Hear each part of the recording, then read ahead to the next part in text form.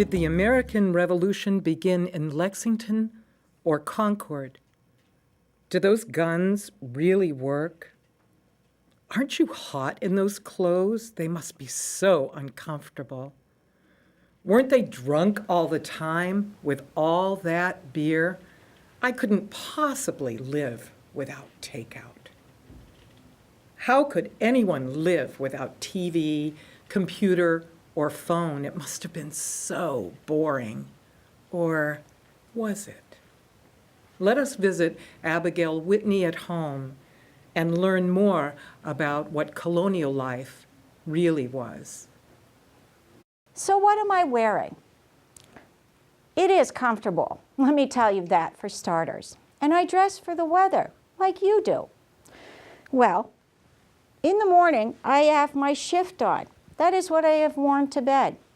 I get dressed up and over it. You may or may not be able to see underneath, but I have a pair of stays. They are made out of linen and bone. It is to prevent osteoporosis, as well as give me a flat front, proper 1775 silhouette. I also have a hip roll around the waist to give the illusion of wide hips. She was an entrepreneur, philanthropist, and activist. Madam C.J. Walker turned a bad hair day into a fortune. She followed her dream, turning her life into a true rages to riches story. Driven by her own struggles with hair loss during 1890, she began experimenting with different hair care products and treatments. In 1910, in Indianapolis, she established the headquarters of Madam C.J. Walker Laboratories to manufacture cosmetics and train her sales agents. She mobilized a network of 20,000 African-American women as sales agents, factory and office workers. Her sales agents earned between $5 to $15 a day when unskilled white laborers were earning $11 a week. She accrued an enormous personal wealth, provided economic opportunity for Black women, and gave them an alternative from domestic labor. She believed that with wealth comes responsibility, and she became a role model for using her riches to support political and philanthropic causes. Born on December 23, 1867, on a plantation in Delta, Louisiana, as Sarah Breedlove, she went on to build a mansion near the estates of John D. Rockefeller and Jay Gould. Madam C.J. Walker worked incredibly hard, and the demands she placed on herself eventually undermined her health.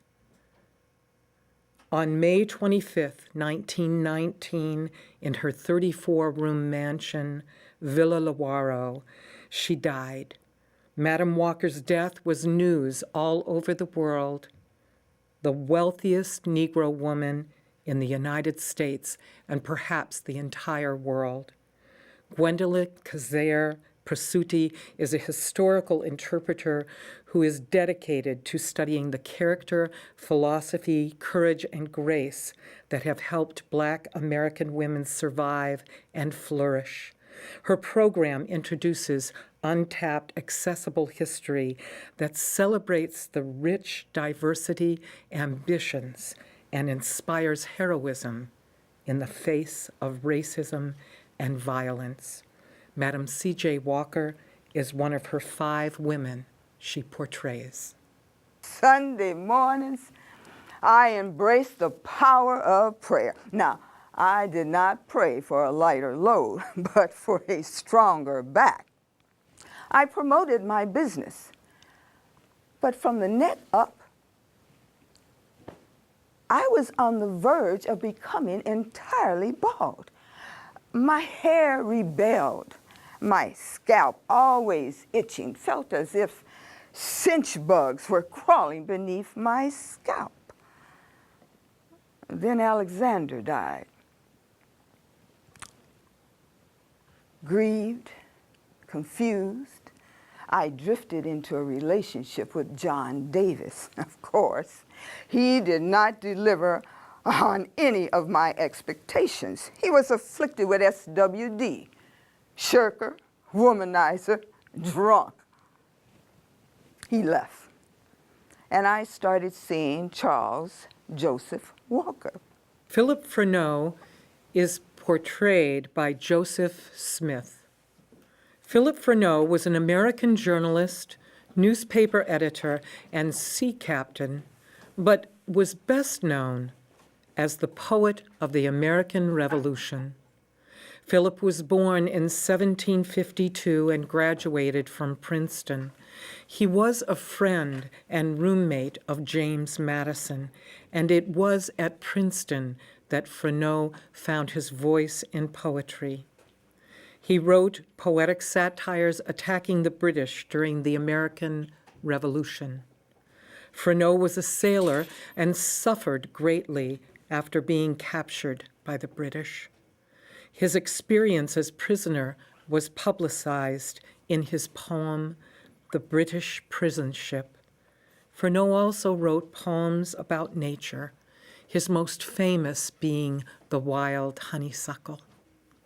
Philip Freneau was active in politics for most of his life.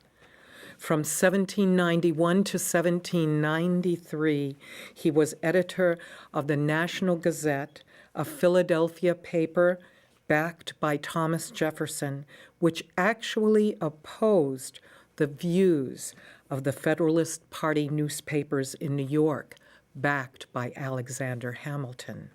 Philip Freneau died in 1832. 1775.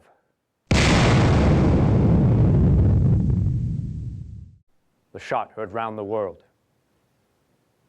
The storm has come. Lexington and Concord, like a bolt of lightning and a clap of thunder, has set the wheels of liberty and freedom into motion. I am in New York, and a gang opposed to the American cause has approached an unguarded Liberty pole at midnight, cut it down, and hacked it into 13 separate pieces. This deed has set a spirit among the Whig populace bordering almost on frenzy. 1 month later, the new Liberty pole, take care, seized from the woods this honored tree. We dedicate to liberty. Here may it stand while time remains, or liberty with reason reigns. Let them advance by night or day. Let them attempt a new affray, and speedy vengeance will ensue. At least their hides beat black and blue. And I'm just getting started. Who knew that Susan B. Anthony had a sense of humor? Or that she was an abolitionist before becoming the foremost leader of the women's suffrage movement? She worked with Frederick Douglass, Harriet Tubman, Elizabeth Cady Stanton, and thousands of others to win equal rights for African Americans and for women. Eventually, she concentrated on the winning of the vote for women. Caricatured, criticized, and threatened, Miss Anthony never wavered, even after being arrested, tried, and convicted for voting. She never gave up. Since 2002, Sally Matson has been traveling across the country bringing this entertaining history lesson to audiences who enjoy a taste of the past. Sally's a graduate of Northwestern University and uses her research, writing, and acting skills to bring the feisty activist to life. You should know that she has another program as Margaret Bourke-White, courageous photographer. But now, here is Susan B. Anthony, the Invincible. But at the end of the Civil War, we had a problem. The 13th Amendment freed the slaves. That was wonderful. The 14th Amendment gave them citizenship. But in the second paragraph of that amendment, The word male is used. The first and only time in our Constitution they mentioned the word male, and then we could see where they were going. They were going to give black men the vote with the 15th Amendment, not black women, not white women. We would have to get back on our trail and begin working for women's suffrage. And when we did, we lost the support of many of our abolitionist allies. We were betrayed. So I decided that I would like to vote too. And in the presidential election of 1872, along with my sisters Hannah, Mary, Guelma, and 12 others, we marched down to the barber shop where they were registering, and then we all went back to vote. I was the only one arrested. That was all right. Susan B. Anthony. Oh, how do you do? Hello. All of you. It's such a pleasure. Here we all are. Yes. Good day, madam. Good day. And Mr. Freneau. Well, I hear that you were talking of the Declaration of Independence. Oh, yes, of course. Well, this was read to the townspeople of Boston on the 18th of July by Thomas Crafts in 1776. It took 3 weeks for that document to come from Philadelphia by a gentleman writer. Well, you know, the speech that I presented to the Declaration in Independence Hall, I then came outside, stood on a soapbox, and read the entire speech. So whether they wanted it or not, they had to hear it. Very honorable of you.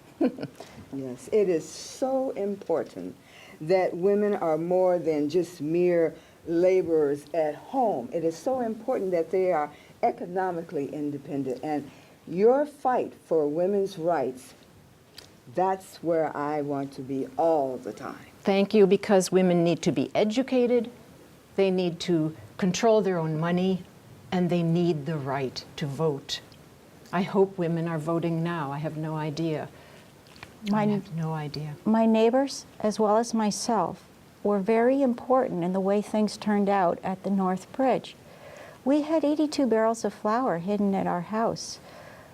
Rebecca Barrett, the colonel's wife now, she had some ammunition in her garret, so she hid it underneath some feathers for a goose comforter. So women did what they could. Oh, of course. Of course, women have always, and I'm not sure I understand what you have done for the world, Well, but products for the hair, for the grooming.